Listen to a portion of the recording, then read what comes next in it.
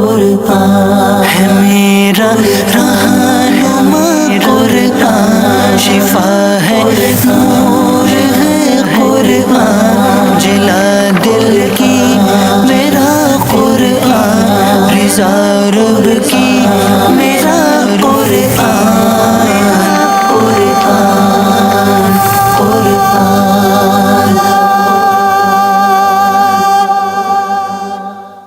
الحمدللہ رب العالمین والصلاة والسلام علی سید المرسلین، اما بعد فاعوذ باللہ من الشیطان الرجیم، بسم اللہ الرحمن الرحیم۔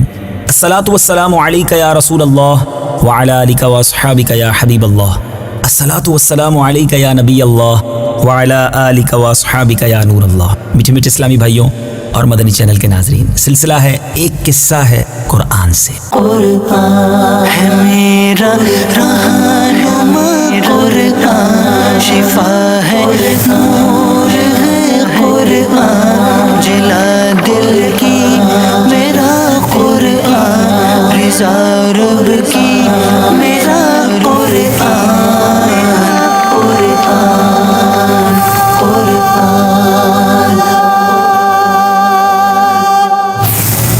الحمدللہ اس سلسلے میں مختصر سے وقت میں قرآن پاک کے کسی نورانی، کسی مبارک، کسی انوکھے قصے کے بارے میں سنتے ہیں اور بہت کچھ سیکھنے کو بھی ملتا ہے۔ اسلامک ہسٹری کے بارے میں، اسلامی تاریخ کے بارے میں بھی بہت ساری معلومات حاصل ہوتی ہے۔ پچھلے سلسلے میں ہم نے جنتی لاٹھی کے بارے میں سنا تھا۔ یہ لاٹھی حضرت موسیٰ علیہ السلام کا مبارک عصا ہے۔ ہم نے پچھلے سلسلے میں اس لاٹھی کے کچھ عظیم کمالات کے بارے میں سنا۔ حضرت موسیٰ علیہ السلام نے کس طرح فرعون کے ان جادوگروں کے سامنے اس لاٹھی کو رکھا اور وہ اشتہا بن کر اس کے سارے سانپوں کو نگل گئی۔ آج اس لاٹھی کے ذریعے جو حضرت موسیٰ علیہ السلام کے مزید معجزات کا ظہور ہوا، ان کے بارے میں سننا ہے۔ آئیے سنتے ہیں۔ اسی عصا سے ایسا بھی ہوا کہ اس عصا کو پتھر پر مارنے سے چشمے جاری ہو گئے۔ جی ہاں، یہ واقعہ کب اور کیسے پیش آیا؟ بنی اسرائیل کا اصل وطن ملک شام تھا، لیکن حضرت یوسف علیہ السلام کے دور حکومت میں یہ لوگ مصر میں آ کر آباد ہو گئے اور ملک شام پر قوم عمالقہ کا تسلط اور قبضہ ہو گیا، جو بدترین قسم کے کفار تھے۔ جب فرعون دریائے نیل میں غرق ہو گیا اور حضرت موسیٰ علیہ السلام کو فرعون کے خطرات سے اطمینان ہو گیا، تو اللہ تعالیٰ نے حکم دیا کہ قوم عمالقہ سے لڑائی کر کے ملک شام کو ان کے قبضہ و تسلط سے آزاد کرائے۔ چنانچہ آپ 6 لاکھ بنی اسرائیل کی فوج لے کر ان سے مقابلے کے لیے روانہ ہو، مگر ملک شام کی حدود میں پہنچ کر بنی اسرائیل پر قوم عمالقہ کا ایسا خوف سوار ہو گیا کہ بنی اسرائیل ہمت ہار گئے اور مقابلے سے منہ پھیر لیا۔ اس نافرمانی پر اللہ تعالیٰ نے بنی اسرائیل کو یہ سزا دی کہ یہ لوگ 40 برس تک میدان طے میں بھٹکتے اور گھومتے پھرے اور اس میدان سے باہر نہ نکل سکے۔ حضرت موسیٰ علیہ السلام بھی ان لوگوں کے ساتھ میدان طے میں تشریف فرما تھے۔ جب بنی اسرائیل اس بے آب و گیاہ میدان میں بھوک و پیاس کی شدت سے بےتاب ہو گئے تو اللہ تعالیٰ نے حضرت موسیٰ علیہ السلام کی دعا سے ان لوگوں کے لیے کھانے کے لیے من و سلوہ آسمان سے اتارا۔ من کیا تھا؟ سلوہ کیا تھا؟ نام تو بڑا سنا ہے۔ آئیے آج سمجھ لیجئے، جان لیجئے کہ من شہد کی طرح ایک قسم کا حلوہ تھا اور سلوہ بھنی ہوئی بٹیریں تھی۔ کھانے کے بعد جب یہ لوگ پیاس سے بےتاب ہونے لگے اور پانی مانگنے لگے تو حضرت موسیٰ علیہ السلام نے پتھر پر اپنا عصا مار دیا تو اس پتھر میں 12 چشمے پھوٹ کر بہنے لگے اور بنی اسرائیل کے 12 خاندان اپنے اپنے ایک چشمے سے پانی لے کر خود بھی پینے لگے اور اپنے جانوروں کو بھی پلانے لگے، اور پورے 40 برس تک یہ سلسلہ جاری رہا۔ یہ حضرت موسیٰ علیہ السلام کا معجزہ تھا جو عصا اور پتھر کے ذریعے ظہور میں آیا۔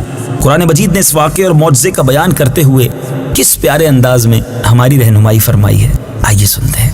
وَإِذِ اسْتَسْقَىٰ مُوسَىٰ لِقَوْمِهِ فَقُلْنَا اضْرِب بِّعَصَاكَ الْحَجَرَ فَانفَجَرَتْ مِنْهُ 12 عَيْنًا قَدْ عَلِمَ كُلُّ أُنَاسٍ مَّشْرَبَهُمْ۔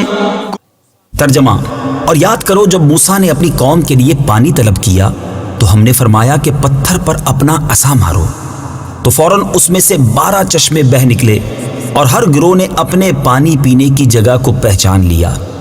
میٹھے میٹھے اسلامی بھائیوں، ایک اور معجزہ جو اس عصا کے ذریعے حضرت موسیٰ علیہ السلام کا ظہور پذیر ہوا کہ عصا کی مار سے دریا پھٹ گیا۔ کیسا عصا تھا؟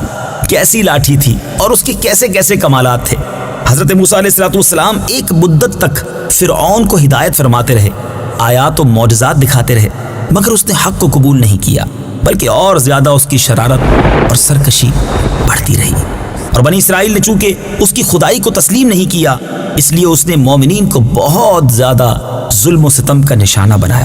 اس دوران ایک دم حضرت موسیٰ علیہ السلام پر وحی اتری کہ آپ بنی اسرائیل کو لے کر اپنے ساتھ راتوں رات مصر سے ہجرت کر جائیں۔ چنانچہ حضرت موسیٰ علیہ السلام بنی اسرائیل کو اپنے ہمراہ لے کر مصر کی طرف روانہ ہو گئے۔ جب فرعون کو پتا چلا تو وہ بھی اپنے لشکروں کے ساتھ بنی اسرائیل کی گرفتاری کے لیے پیچھے دوڑ پڑا۔ جب دونوں لشکر ایک دوسرے کے قریب ہو گئے تو بنی اسرائیل اب خوف سے چیخ پڑے، پریشان ہو گئے کہ اب فرعون اور اس کے سپاہی ہمیں گرفتار کر لیں گے۔ بنی اسرائیل کی پوزیشن بڑی نازک تھی۔ اب چونکہ فرعون کا خونخوار لشکر بالکل پیچھے اور آگے موجیں مارتا ہوا دریائے نیل تھا، اس پریشانی کے عالم میں حضرت موسیٰ علیہ السلام بڑے مطمئن تھے اور بنی اسرائیل کو تسلی دے رہے تھے۔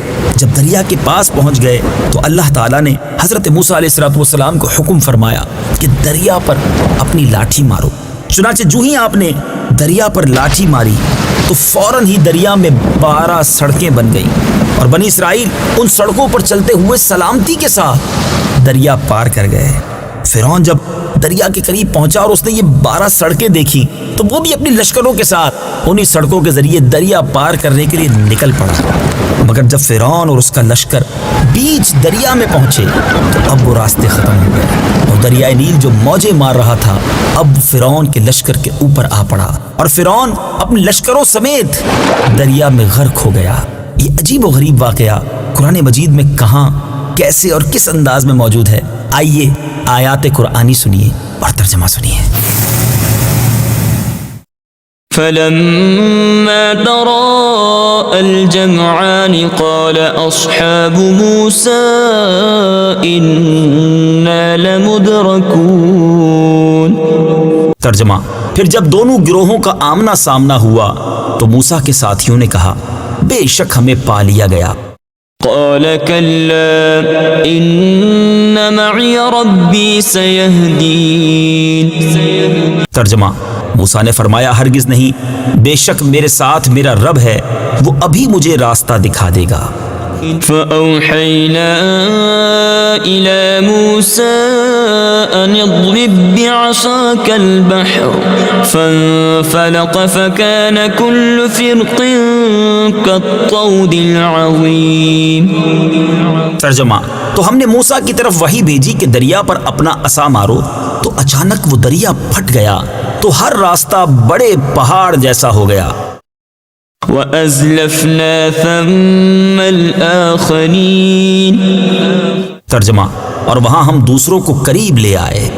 وَأَنجَيْنَا مُوسَى وَمَن مَّعَهُ أَجْمَعِينَ۔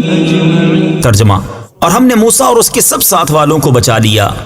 ثُمَّ أَغْرَقْنَا الْآخَرِينَ۔ ترجمہ، پھر دوسروں کو غرق کر دیا۔ إِنَّ فِي ذَلِكَ لَآيَةً وَمَا كَانَ أَكْثَرُهُم مُؤْمِنِينَ۔ ترجمہ، بے شک اس میں ضرور نشانی ہے اور ان فرعونیوں میں اکثر مسلمان نہ تھے۔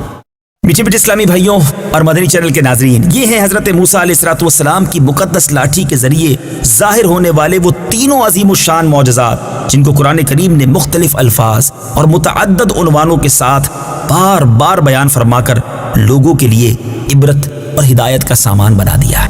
ان واقعات کو سن کر حضرت موسیٰ علیہ السلام کی عظمت دل میں اور بڑھتی ہے۔